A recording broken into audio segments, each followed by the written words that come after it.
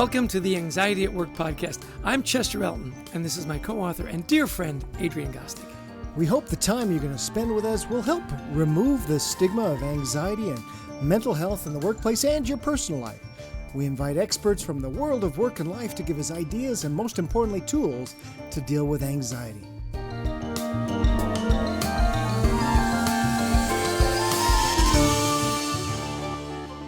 Our guest today is Shannon Huffman Polson, founder of the Grit Institute and one of the first women to fly Apache helicopters for the U.S. Army as a captain and pilot.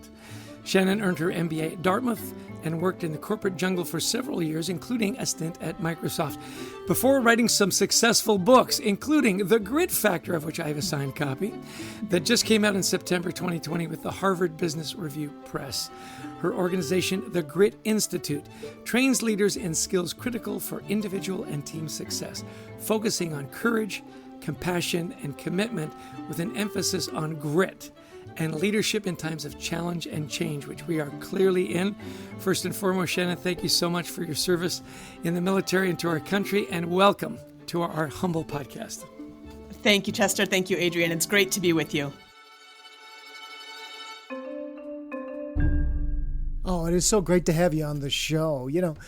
We were really excited to talk to you. In your career, you've worked in some male-dominated workplaces. You've worked in the U.S. Army, flying. You've worked in medical devices, Microsoft, technology. So we really would value your opinion on, for women and for others who are trying to build their resilience, their grit, but may find themselves in maybe an old-school environment. Yeah, Adrienne, that's such a good question, and it's certainly a multifaceted answer. It's really the reason that I ended up writing The Grit Factor was because of a young lieutenant reaching out and asking me to mentor her as she began that same journey in that same environment.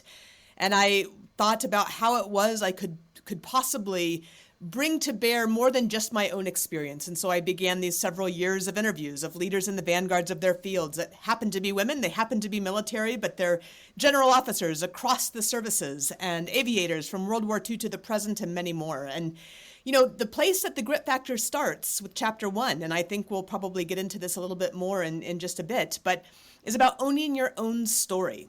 And in an environment which may be feeding you many different stories about who other people think you are or how things need to be done, owning your own story and recognizing that you have both the opportunity and the responsibility to own that story is really critical to being able to move forward successfully. Yeah, it is interesting. The subtitle of your book, Courage, Resilience, and Leadership in the Most Male-Dominated Organization in the World, clearly the U.S. military. It's interesting. In our book, Anxiety at Work, we talk about the U.S. Army and how they've decided to train soldiers and even family members, right, in resilience training. So why is grit and resilience so important, not only to those that may go to war, also to their families and really to everybody in business as well? Yeah, the last couple of years have certainly been a perfect example of how things can go sideways in many, many different ways and in ways that we simply don't expect. And part of anxiety, and I know that you explore this as well, is things going in a way that you didn't expect and maybe in a way that you'd never anticipated. And that does cause anxiety. So training in grit and resilience, in part, adaptability ends up being really kind of the keynote chapter of, or the keystone chapter of the Grit Factor, because that really allows you to be creative in solutions, but grit and resilience are critical because things are tough, right? Life is tough. Life happens. Challenges at work happen. And again, if we have learned nothing else this last couple of years, it's that grit and resilience are key to being able to push through and to push through successfully. I want to come back to this idea of you got to own your story. 'Cause I love that in addition to your MBA, you also earned an MFA, Master of Fine Arts, which I don't see that combination a lot, right? So right. The point is you learned how to write. And in the Grit Factor, you tell your story and that we should all know our story. So can you talk about the process for yourself and then what we can learn about it for ourselves? What does it mean for me to know my story? Yeah, Adrienne, that's such a good question. And what I have really enjoyed, and these conversations haven't quite caught fire in the way that they should, but certainly there have been some conversations about how the MFA should be the new MBA, right? Like we really need to be creative. We need to be in touch with story, both our own and others. And I think that's a absolutely critical component of business. And part of what I work with clients on is a more creative approach to solving problems and to pushing through challenges. So knowing our own story, I give an exercise at the end of chapter 1 to do this, and it's several different steps. But one of them starts with just simply writing down your journey line. And that's drawing out a lifeline. It's writing down those events that are positive and negative in your life, and those are purely up to your own judgment. And then going back and looking at each one of those points and saying, what did I learn from this? What did I learn about myself? Maybe it was a strength, maybe it was a weakness, maybe it was a success, maybe it was a terrible failure. But what did I learn from these specific points of inflection? And then you go back through a third time and say, what are the values that come out of these inflection points and the learning that came from those inflection points? What values do those represent? They might be something that you are rejecting, and it might be something that you're really wanting to continue to integrate more completely in your life. But whatever it is, it's doing that third level analysis. And then finally, we go back again and say, where do those values cluster? What are our core values in our lives? And again, these are things that other people will give you if you don't decide what your story is for yourself. And so that's why it's so important to do that work regularly. Say, hey, what does my life represent? What do I want it to represent? Take that raw material and form it in the direction that allows us to contribute in the most meaningful way. You know, that is so interesting. I don't think I've ever thought of my life in a timeline as to the inflection points and what did I learn. Yes. I remember the inflection points. Do you find when people do this exercise, they tend to focus more on the negative than the positive as far as inflection points go? Yes, there is a tendency for that for sure. And certainly like a larger life event like marriage or college or graduate school or children, those all have positive and negative. So you sort of have to be a bit more define it a bit more. But yes, there is a tendency because we are anxious, as I know we're about to talk about, to focus a bit more on the negative. And it is important to do both and to recognize that those negative experiences or those failures offer us learnings that sometimes are deeper than the positive experiences. So there can be real gifts in those that we can take away. Again, I don't believe in saying that it's good that something bad happened, but you can say, what did I learn from that? If I failed, what did I learn? How do I do better the next time? And make that something that becomes a learning point. Interesting. I think I can speak for both myself and Adrienne that our marriages were positive inflection points for us. Yes, I know that's not always the case. We're both very lucky in that sense. Hey, no, for sure. There's challenges too, though, right? And we all learn through those as well. And yeah. Yeah, I think my wife would say there were more challenges than I would. Getting back to anxiety, it really is interesting. Obviously, the focus of this podcast is anxiety at work and helping people, manage their mental health and anxiety while they're building their careers, and progressing professionally. What advice can you give to people who are struggling with their anxiety and may even be hiding it at work? What advice would you give them? Yeah, I always start with going back to owning your story, right? And it's reconnecting to the basics. It's backing up and taking time out to invest in yourself, to go back and connect to the basics. And this goes a bit to the concept of agency. And I think feeling a lack of agency, which is sometimes what change and challenge will force upon us, feeling that lack of agency is very anxiety producing. So realizing those places where you do have agency, for example, going back to focus on your story, connecting to those core values, connecting to the people that are important to you is really the number one thing. We'll talk, I think, a bit more about this in just a moment, but it's also about breaking down larger goals, whatever those might be, staying employed at this point, right? Or just keeping the business afloat, into smaller, achievable pieces that you can celebrate every week. Again, this goes back to saying, what agency do I have? What opportunity do I have that to have control over even a small piece of what it is that I'm doing? And then hold on to that and celebrate it every week. So then you have both, you're connected to those things that matter the most, And you've broken things down into smaller pieces where you can truly celebrate that and recognize that you've made one small step forward. The next week, you'll make another small step forward. And so I think those two pieces are where I would certainly start. But then the last part of that question was, may even be hiding it at work. I think that's an important thing to start to talk about and say, hey, this is making me anxious, or I'm feeling concerned about something. And being willing to share that, depending on what your role is and who it is that you're sharing it with, I think that matters as well. But being honest and transparent, because that allows that conversation to come up and others to feel supported in the places that they're feeling anxiety as well. Well, I love what you're saying there. I mean, there was a lot to unpack in that. I especially jumped to the idea of breaking down things into smaller pieces. When you think about the big achievements you've had in your life, whether from here writing a book or learning how to fly to it's a big elephant to eat. And so you have to find ways to break things into smaller pieces as you move forward. And I love one of your concepts in your book where you talk about turning the nose to face the wind. I imagine, there's an aeronautical idea along with that, not our literal noses. So explain how you learned that, and then how that can help all of us. Yeah, Adrian, I'm glad that you asked that, because it's really my favorite metaphor, and it's so applicable to every part of our work and our personal lives. And I'll usually bring you out onto the tarmac. The very first time that I walked out on the tarmac towards the Apache helicopter that I was going to fly. It's a winter morning in Alabama. I have my flight suit and flight jacket zipped up against the cold, but the shivers that are going up and down my back have nothing to do with the temperature, because I walk out on that tarmac and see this aircraft crouching there, looking like an enormous praying mantis, right? There's 3 different sight systems on the nose that see in day and night in adverse conditions, and any combination of the 2.75-inch folding fin aerial rocket and the Hellfire missile that can be hung on the wings. There's just a tandem seated configuration for only 2 pilots, but the aircraft is 58 feet long. It's 12 feet high. It's 18 feet across. It's powered by 2 1,850 horsepower jet engines. And I walk out on that tarmac and look at that aircraft and I think, who am I to fly this thing? I was an English major in college.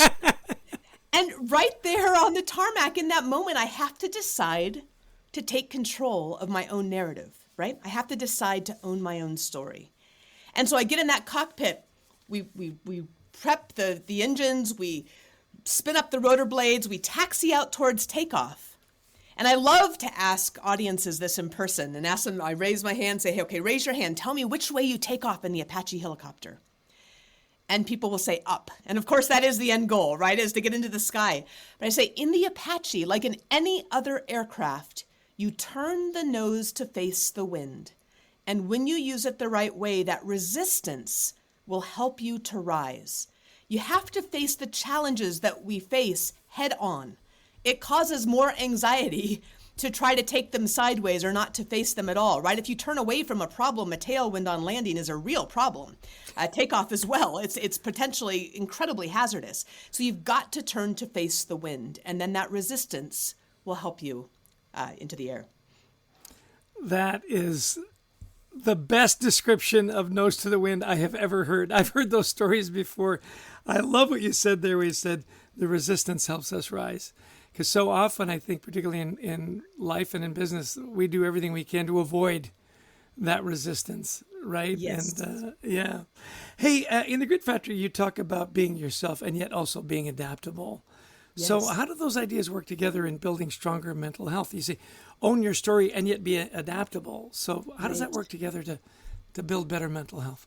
Yeah, one of the things that comes out in all of the stories and the lessons learned and then the supporting research of the leaders of the Grit Factor, and certainly in my own experience more by failure than by success, is that sustainable leadership means that you have to be authentic to who you are. And that means you've done the work to understand your story, to understand those core values, to connect to heart purpose. You've done that work and you stay connected to those core values that are uniquely yours. Agnostic of the situation or the challenge or the business, those are uniquely yours. And to be authentic to who you are, you've got to remain connected to them. You can't allow yourself to compromise in that area. At the same time, every culture is different. And when you take on a new role or a you take a promotion, you move to a new company. Every culture is going to be slightly different. You obviously want to select for a place that you feel like there's a fit, but you may need to be adaptable within the context of that culture and yet remain true to who you are. And I think it really is a both and answer. It's not, it doesn't even need to be a challenge, but there will be times when it feels challenging. And that's where I really recommend to leaders that you go back and connect to what matters most. Connect to those core values, connect to that heart purpose, and stay tethered to those. And that allows you then to negotiate through any kind of turbulence and any kind of change. It's interesting as I think about that and your experience in the military. You think about the U.S. military, which does that, of course. It instills or, aligns your values with the organization's values. You're very value-centric. But then Yes. you will, Chester and I, we travel all over the world, and I'll be in Kuwait one day, and I'll bump into a bunch of, servicemen going back home. And Right. Here's these 18, 19-year-old kids who are sometimes off the farm or out of the city. They've never been anywhere in the world, and all of a sudden they're in Kuwait. And That's so, like you right. say, but they've had to walk around, they've had to adapt, but they've also had to be grounded in their values. It's really interesting.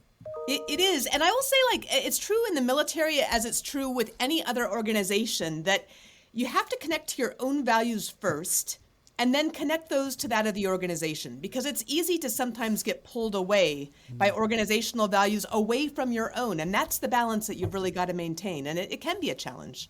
And that's such a good point, because we do hear things like that can be very anxiety inducing. The organization wants me to do this, but I'm not sure I'm completely comfortable. So I think you're right. You start with yourself and then, make sure the organization you align, and you may have to be a little bit adaptable, but you can't stop being who you are. I love that. Exactly. Now, one of the things I wanted to ask you about is, we in our new book, Anxiety at Work, we talk about underrepresented groups and that they face, so a unique set of challenges that can be quite anxiety inducing. And we as leaders have a responsibility to help them with their unique perspective. So for those of us maybe who rarely face underrepresentation, how can we better understand the problems that can be present and offer a representation to groups who need it? Because again, you have been one of the few. Maybe you felt like an other in many places you've been. So how can maybe we as leaders be better allies for our team members? This is a really important question, and I'm so grateful that you address this and that you recognize this as well. I think oftentimes it's given lip service, but not truly considered. And I would go to the chapter in the Grit Factor that surprised me the most. And again, the Grit Factor was formed, the spine of it was formed by the stories and the lessons learned that were shared with these dozens of leaders in the vanguards of their fields. They happen to be women. They happen to be military, which means that they all faced that double crucible. They were all part of that group that you're asking about that's underrepresented. And from the stories and the lessons learned that they shared comes the grit triad. And that's really the foundation of the book. There's commit, learn, and launch, right? Owning your past, deep engagement in the present, and then looking towards the future with particular characteristics. The answer to your question falls in that middle realm, in that learn, in that deep engagement in the present. And the most surprising chapter for me that came up again and again, especially with senior leaders, was how critical the art and science of active listening is. And, when I've talked to clients in the past who have said things like, gosh, we're trying to get more women in the partner field, but they just don't seem to be interested. And I say, well, what should we do? And I said, well, what do they say? And I've had a couple people look at me a little surprised, and clearly they've never asked. And so part of the process for this, with any kind of a group that may be different from who you are as the manager, whoever you are and whoever they are, is to ask questions and then open the space to listen, where you just listen and really work on that skill of active listening, which is, again, it's an art and a science. We talk about the pause. We talk about waiting really sometimes an uncomfortable amount of time to reply. Maybe it is even more than a day. And it's listening, and then it's finding ways to address those concerns, letting yourself really be pushed out of your own comfort zone and saying, hey, maybe this is something I don't understand. I can't just put this into the framework that I'm used to dealing with. So it's opening that space. It's being an active listener as a leader. It's asking the questions.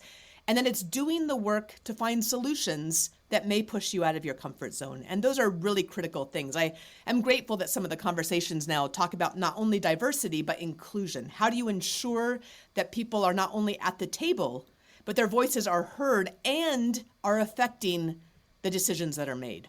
And though that's not an easy thing, but it absolutely is doable with just simple respect and listening and opening our minds to more creative solutions. Yeah, I think the inclusion really was the next level of diversity when you think about it. Yeah, absolutely.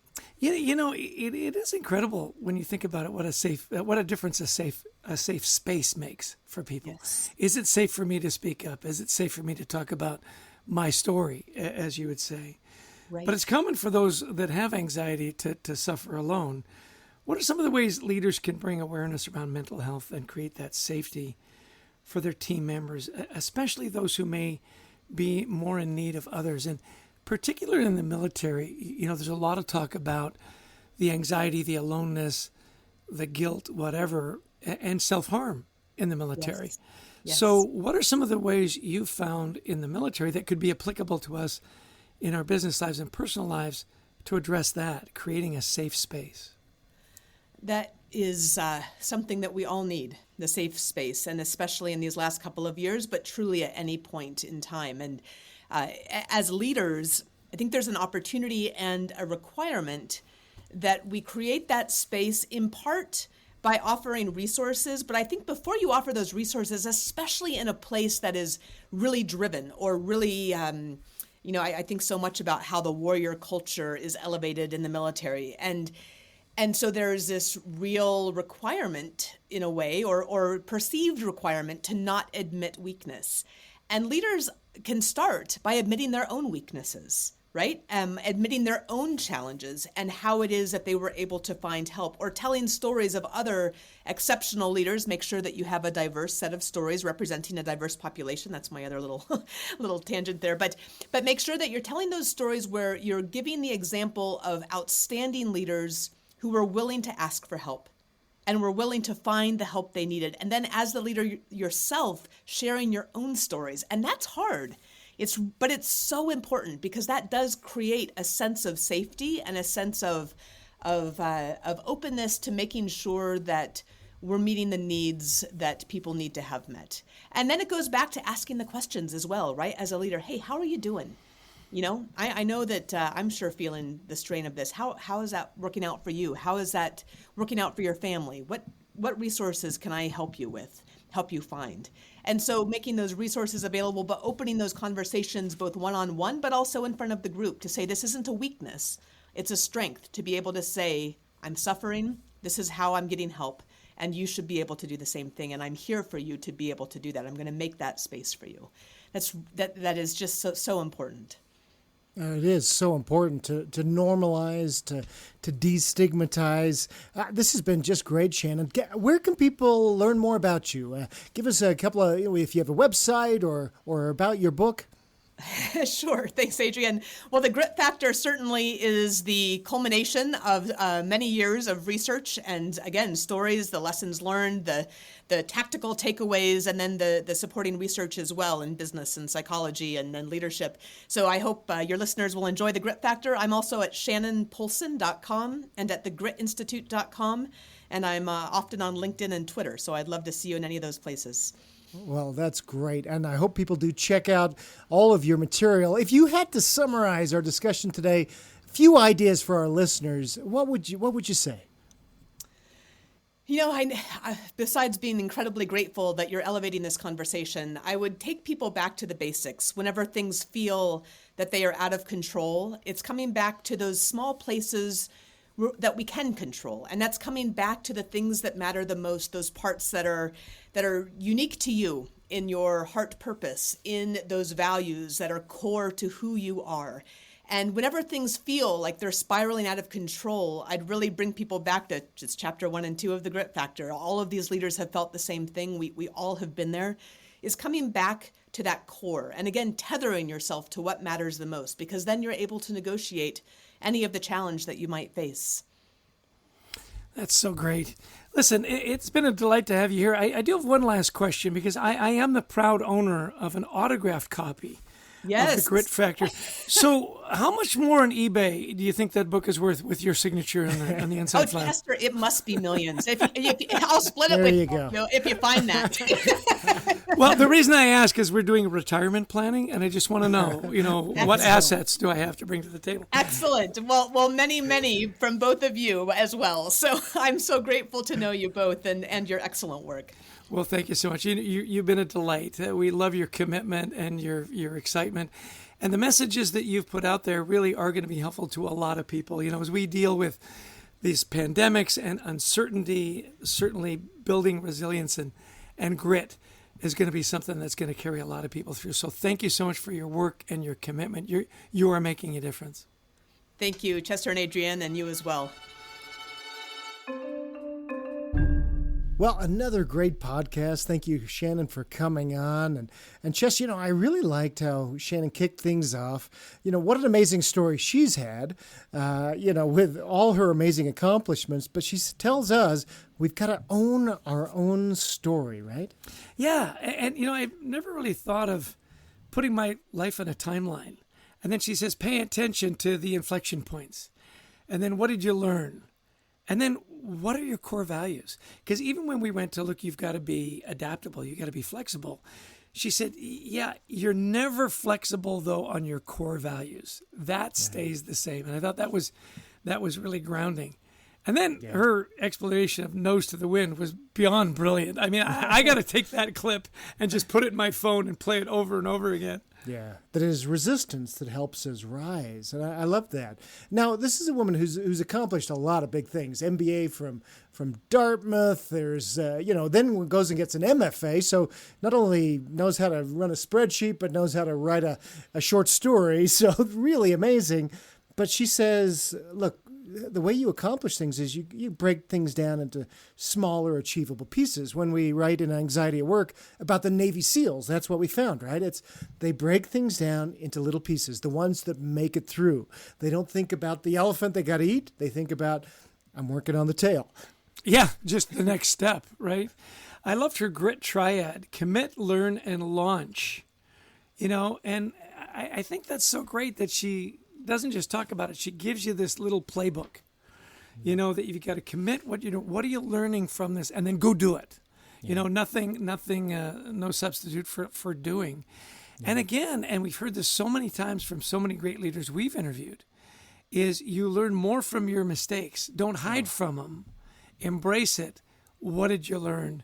Move on. Absolutely. Love that. And this idea of being an ally. Okay, so here's a woman who's probably one of the few flying Apache helicopters, one of the few in, medical device sales and all the things she's done. In many cases, she's been one of the few and has had allies that have lifted her.